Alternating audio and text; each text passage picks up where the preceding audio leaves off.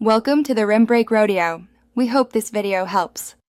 You'll begin by verifying the essentials so you don't hit settings dead ends. Plug the HDMI into the Xbox HDMI OUT and the other end into a TV HDMI 2. 0 or higher input. This ensures 4K/60 support if available.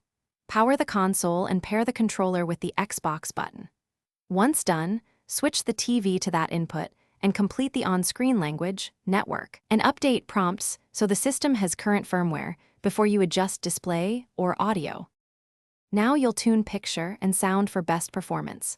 On the Xbox, go to Settings, then TV and Display Options.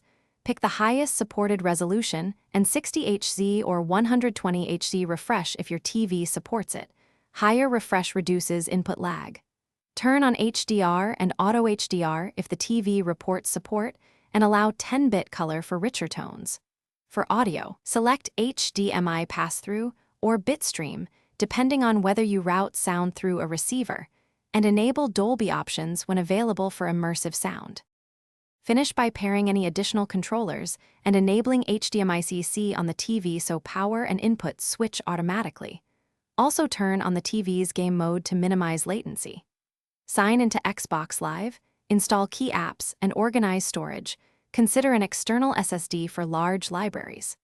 If things go wrong and you see no picture or wrong resolution, power cycle both devices, swap HDMI cable or port, and temporarily disable HDR or force 1080p to isolate compatibility issues. This simple check fixes most problems quickly.